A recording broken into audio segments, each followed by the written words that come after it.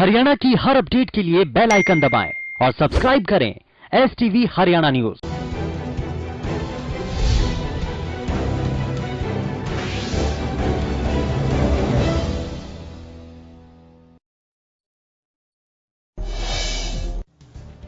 प्रदेश के गृह मंत्री अनिल विज ने कांग्रेस को आड़े हाथों लिया। उन्होंने कांग्रेस अध्यक्ष सोनिया गांधी के उस बयान पर निशाना साधा है जिसमें उन्होंने बीजेपी पर सांप्रदायिक नफरत का वायरस फैलाने का आरोप लगाया था। उन्होंने कांग्रेस पर निशाना साधते हुए कहा कि सांप्रदायिकता का वायरस हमेशा कांग्रेस ने फैलाया है। बीजेपी प्रदेश अध्यक्ष सुभाष बराला ने रतिया रोड स्थित एडिशनल अनाज मंडी का दौरा किया। इस दौरान उन्होंने किसानों के बीच मास्क भी बांटे। इस दौरान उन्होंने किसानों को भरोसा दिलाते हुए कहा कि सरकार किसानों का एक एक दाना खरीदेगी। सिरसा में लॉकडाउन पूरे देश की तरह सख्ती से लागू है। इस लॉकडाउन के दौरान कोई व्यक्ति भूखा न सोए, इसी बड़ी सोच के साथ सिरसा में कई संस्थाएं अपने स्तर पर अपना सहयोग दे रही है। लॉकडाउन के बाद से निरंतर भोजन वितरण सेवा में जुटा श्री बाबा तारा चैरिटेबल ट्रस्ट भी दूसरी संस्थाओं को मदद दे रहा है। सिरसा से विधायक गोपाल कांडा के निर्देश पर शुरू हुई लॉकडाउन लंगर सेवा का संचालन श्री बाबा तारा चैरिटेबल ट्रस्ट कर रहा है। कई छोटी बड़ी संस्थाएं इसमें अपना सहयोग देकर हजारों लोगों को लंगर वितरित कर रही है।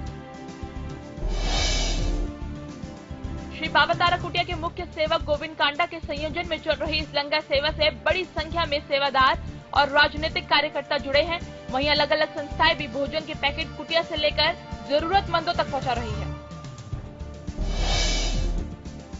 कैथल के नगराधीश सुरेश रवीश ने पत्रकारों को बताया कि कैथल में केवल 2 ही कोरोना वायरस के पॉजिटिव केस थे। एक जमाती जो दिल्ली से आया था और एक 9 साल का बच्चा जो उस जमाती के संपर्क में आया था।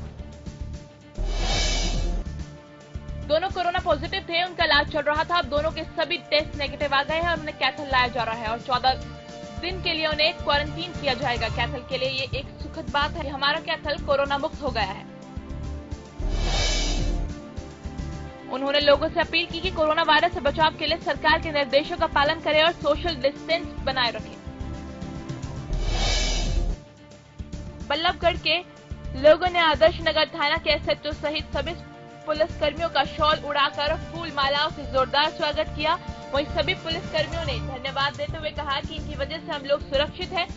ये लोग कोरोना वायरस में अपने बच्चों को भी भूलकर हमारी सेवा में जुटे हैं, जिसके लिए बधाई के पात्र हैं।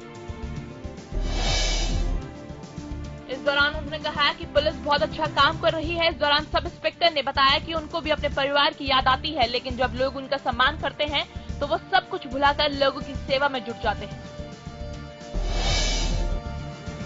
देश भर में कोरोना वायरस लगातार पैर पसारता जा रहा है, लेकिन उधर पुलिस मुस्तैदी के साथ अपनी ड्यूटी निभा रही है।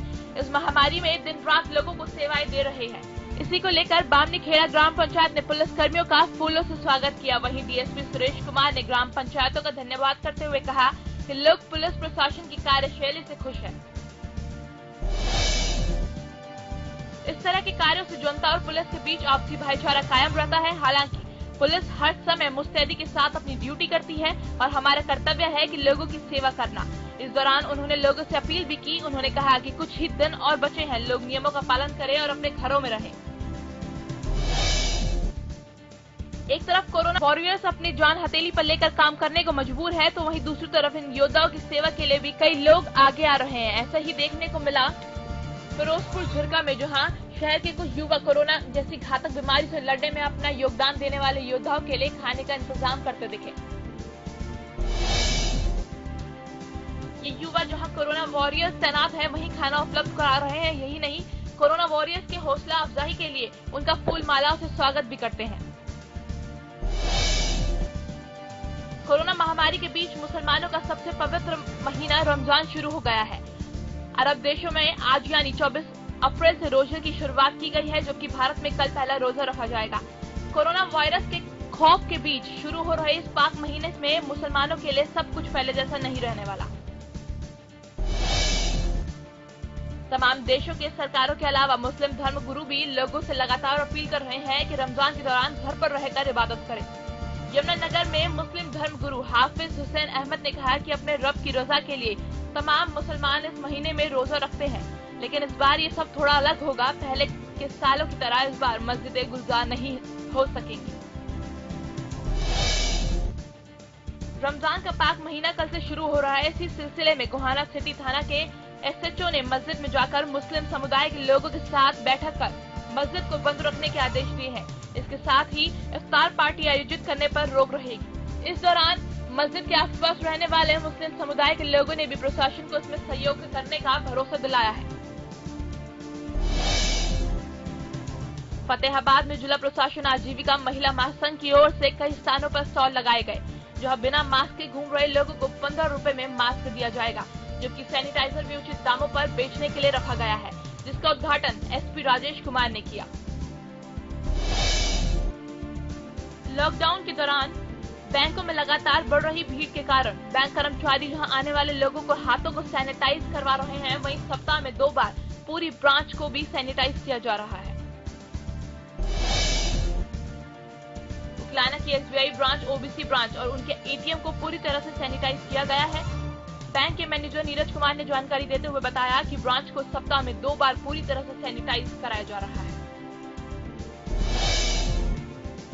साइबर सिटी गुरुग्राम में लॉकडाउन को उल्लंघन करने वालों के खिलाफ पुलिस की कार्रवाई जारी है। गुरुग्राम पुलिस ने लॉकडाउन का उल्लंघन करने वाले कई लोगों के खिलाफ एफआईआर दर्ज की है। होटल में लॉकडाउन को उल्लंघन कर रहे 4 लोगों को उस वक्त भारी पड़ गया जब पुलिस ने गुप्त सूचना के आधार पर इन 4 को गिरफ्त में लेकर कोरोना टेस्ट करवाया। बताया जाता है कि 4 में से एक बिहार और एक पश्चिम बंगाल के रहने वाला है, जबकि 2 शख्स पलवल जिले के उपमंडल हतीन के एक गांव के रहने वाले हैं।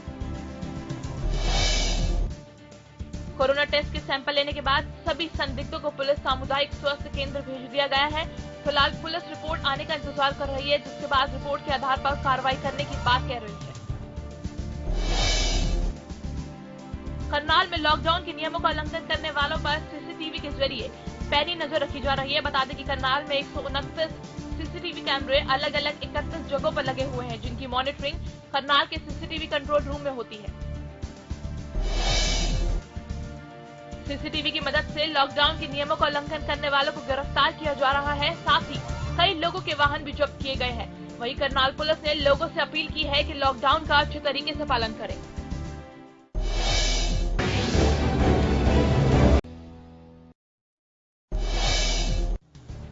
रादौर में लॉकडाउन का उल्लंघन करने वालों के खिलाफ प्रशासन पूरी तरह से सख्त हो गया है। आज रादौर की एसडीएम प्रशासनिक अमले के साथ खुद सड़कों पर उतरी और बेवजह घूमने वालों और बिना मास्क लगाने वालों को चेतावनी दी। इस दौरान एसडीएम ने बिना मास्क अपनी दुकानों पर बैठे दुकानदारों को भी मास्क पहनने की हिदायत दी। साथ ही सोशल डिस्टेंसिंग मेंटेन करने पर भी नसीहत दी गई। एसडीएम ने कहा है कि लॉकडाउन का उल्लंघन करने वालों को पहले समझाया गया है, अगर फिर भी नहीं मानेंगे तो कानूनी कार्रवाई की जाएगी। वहीं पुलिस ने लॉकडाउन उल्लंघन करने वाले 21 लोगों के चालान काटे। महेंद्रगढ़ के एसडीएम ने शहर का दौरा किया। इस दौरान उन्होंने लॉकडाउन के नियमों का उल्लंघन करने वालों के खिलाफ सख्त कार्रवाई की। एसडीएम ने अपने दौरे के दौरान एक बेकरी मालिक और सैलून मालिक के खिलाफ मामला दर्ज करने के निर्देश जारी किए। लॉकडाउन के बावजूद बेकरी मालिक अपने सामान की बिक्री कर रहा था, वहीं सैलून मालिक शटर बंद करके लोगों के बाल काट रहा था। वहीं एसडीएम विश्राम कुमार मीणा ने लोगों को आभार व्यक्त करते हुए कहा कि लोगों की जान माल की सुरक्षा निरंतर जारी रहे। उन्होंने कहा कि इसके लिए आमजन का सहयोग आवश्यक है। निजी स्वार्थ के लिए कोरोना से बचाव के लिए लोगों के स्वास्थ्य से खिलवाड़ किसी भी सूरत में बर्दाश्त नहीं किया जाएगा। गोहाना की नई अनाज मंडी में आढ़तियों की हड़ताल खत्म होने के बाद सुबह 5 बजे से ही किसान अपनी गेहूं की फसल को लेकर मंडी में पहुंचना शुरू हो गए थे, लेकिन मंडी प्रशासन के गेट पर गेट पास की व्यवस्था लचर होने की वजह से लंबा जाम लगता चला गया। पिछले कई घंटों से लंबे जाम में फंसे हुए हैं और जहां मुख्य गेट पर किसानों को सुविधा देने की बात कही गई थी, गेट पर ना तो किसी प्रकार के सैनिटाइजर और ना ही मास्क की व्यवस्था कराई गई। किसानों ने ये भी आरोप लगाया कि गेट पास के लिए जो मैसेज भेजा जाता है वो आपातकाल में भेजा जाता है। कोरोना वायरस के चलते पूरा देश लॉकडाउन है, केवल जरूरी सामानों की सप्लाई चालू है। ऐसे में उद्योग धंधे सब बंद है, जिसका अब असर देखने को मिला है। बंदी के चलते इंडस्ट्री को काफी नुकसान हो रहा है। दरअसल पानीपत में तकरीबन 10,000 के करीब छोटे बड़े उद्योग बंद होने की वजह से भारी नुकसान हुआ है। पूरे मामले को लेकर एक्सपोर्ट इंडस्ट्रीज एसोसिएशन के अध्यक्ष जिला अध्यक्ष ललित गोयल ने बताया कि लॉकडाउन की वजह से उद्योग बुरी तरह प्रभावित है। हर रोज लगभग 200 करोड़ का नुकसान छोटे और बड़े उद्योगों को हो रहा है। उधर एक्सपोर्ट इंडस्ट्रीज एसोसिएशन के सचिव वैभव पालीवाल ने कहा कि पानीपत हैंडलूम इंडस्ट्री को उभरने के लिए 1 साल लग जाएगा, लेकिन इस विकट परिस्थिति में काम करना अपने आप में एक बड़ी चुनौती है। लॉकडाउन के चलते देश और प्रदेश में बहुत से व्यापारियों का खासा नुकसान झेलना पड़ रहा है। ऐसे में हमारी टीम ने अम्बाला छावनी स्थित साइंस उद्यमों को हो रही नुकसान के बारे में जायजा लिया। Scientific apprentice and manufacturers association के प्रधान उमेश गुप्ता ने बताया कि व्यापारियों ने हमेशा सरकार के आदेशों की पालना की है, फिर चाहे डोनेशन के जरिए सरकार की मदद करना ही क्यों न हो। हमें किसी से कोई पेमेंट प्राप्त नहीं हुई है, न ही हमारा सामान हमारे कस्टमर्स तक पहुंच पाया है। कुछ सामान गोदामों में पड़ा है, कुछ रास्तों में फंसा है, जिसे हमें कोई जानकारी नहीं है। हमारी सरकार से गुजारिश है कि सरकार व्यापारियों को किसी भी तरह से कोई न कोई रियायत दे ताकि व्यापारी सरवाइव कर सके। पटौदी के नागरिक अस्पताल में नगर पालिका के कर्मचारियों को कोरोना संक्रमण से हुई मौत के अंतिम संस्कार में किस प्रकार का प्रोटोकॉल अपनाना है, उसके लिए प्रशिक्षण दिया गया। गाइडलाइंस के मुताबिक कोरोना के मृतक के अंतिम दर्शन के लिए बॉडी बैग को केवल एक ही बार खोला जा सकता है, उसमें भी परिवार के लोग दूर से ही अंतिम दर्शन कर सकते हैं। लॉकडाउन के कारण गांव के मजदूरों बीपीएल परिवारों को राशन के लिए काफी परेशानी का सामना करना पड़ रहा है। ग्रामीणों का आरोप है कि गांव के डिपो होल्डर अपनी मनमानी कर रहे हैं और प्रशासन को ठेंगा दिखाकर राशन की कालाबाजारी की जा रही है। लोगों का आरोप है कि जरूरतमंद लोगों को पूरा राशन नहीं दिया जा रहा। इस शिकायत को लेकर दर्जनों महिलाओं डीसी के पास पहुंची।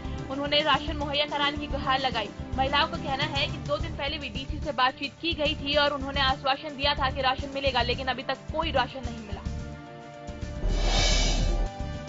प्रशासन की चेतावनी देने के बाद भी राशन डिपो संचालक लोगों के राशन में कटौती कर गेहूं वितरित कर रहे हैं। कार्ड धारकों का आरोप है कि डिपो संचालक उनके कम अनाज दे रहा है। वहीं डिपो संचालक का कहना है कि वो लोगों को अनाज वितरित कर रहा है और उन्हें अनाज दे रहा है। पलवल के महात्मा गांधी सामुदायिक केंद्र एवं पंचायत भवन के राहत शिविर में रह रहे 4 प्रवासी मजदूर बगैर सूचना के फरार होने पर प्रशासन एक्शन में आ गया। पंचायत भवन के नोडल अधिकारी की शिकायत पर कैंप थाना पुलिस ने नामजद आरोपियों के खिलाफ मामला दर्ज कर जांच शुरू कर दी है। कैंप थाना प्रभारी यादराम ने बताया कि लॉकडाउन के दौरान पंचायत भवन में राहत शिविर बनाया गया है, जिसमें प्रवासी मजदूर ठहरे हुए हैं, लेकिन 22 अप्रैल को 4 प्रवासी मजदूर शिविर से अचानक फरार हो गए। पुलिस ने शिकायत के आधार पर आरोपियों के खिलाफ मामला दर्ज कर कार्रवाई शुरू कर दी है। बहादुरगढ़ से निकलकर केएमपी एक्सप्रेस हाईवे से होते हुए मध्य प्रदेश जा रहे मजदूरों को बादली पुलिस ने काबू किया है। सभी श्रमिक पैदल ही केएमपी के रास्ते जा रहे थे। श्रमिकों में 3 महिलाएं और 3 छोटे बच्चे शामिल थे। पुलिस ने सभी को काबू कर बादली के शेल्टर होम में पहुंचाया है। फिलहाल शेल्टर होम में सभी को रखा गया है। हालांकि डॉक्टरों ने उनकी प्राथमिक जांच की है, जिसमें सभी सामान्य मिले हैं। शेल्टर होम में 74 मजदूर पहले से ही थे, लेकिन इन मजदूरों के आने के बाद अब शेल्टर होम में ये संख्या बढ़ गई है। यमुनानगर के अलग अलग इलाकों में 22 शेल्टर होम स्थापित किए गए हैं, जो राधा स्वामी सत्संग भवन में चल रहे हैं। इन शेल्टर होम में 3000 से ज्यादा प्रवासी मजदूर रुके हुए हैं। संस्था की तरफ से जहां उनके खाने पीने, रहने, सोने का प्रबंध किया गया है, उनका ध्यान परमात्मा की तरफ लगे, इसके लिए एक विशेष व्यवस्था की गई है। शेल्टर होम में एलईडी लगाकर और विशेष प्रवक्ता बुलाकर प्रवचन करवाए जाते हैं, जिसका असर भी इन्हीं प्रवासी मजदूरों पर देखने को मिल रहा है। ऐसे कई प्रवासी मजदूर हैं जिनका नशा छूट चुका है। इन मजदूरों का कहना है कि प्रतिदिन 200 से 300 रुपए अपनी बीड़ी, सिगरेट आदि पर खर्च कर देते थे, लेकिन अब उनकी तरफ ध्यान नहीं जाता। यमुनानगर के दुर्गम में पुलिस ने एक डीजे के गोदाम पर छापेमारी कर 7 लोगों को जुआ खेलते हुए गिरफ्तार किया है। साथ ही 27,420 रुपए भी बरामद किए हैं। पुलिस ने आरोपियों के खिलाफ मामला दर्ज कर आगे की कार्रवाई शुरू कर दी है। राम रहीम की पैरोल को लेकर उठे विवाद पर जेल मंत्री रंजीत चौटाला का बयान सामने आया। उन्होंने कहा कि सरकार किसी के दबाव में आकर कोई फैसला नहीं लेती। नियमों के अनुसार ही राम रहीम की पैरोल रद्द की गई है। बता दें कि राम रहीम की माता नसीब कौर के खराब स्वास्थ्य का हवाला देकर डेरा सच्चा सौदा की ओर से राम रहीम को पैरोल देने की मांग की गई थी, जिस पर रोहतक जिला प्रशासन ने सिरसा प्रशासन से नसीब कौर के स्वास्थ्य की रिपोर्ट मांगी थी। इस पर सिरसा प्रशासन ने अपनी रिपोर्ट में उनकी माता के स्वास्थ्य को स्थिर बताते हुए राम रहीम को पैरोल नहीं देने के लिए अपनी रिपोर्ट दाखिल की, जिसको देखते हुए राम रहीम की पैरोल रद्द की गई।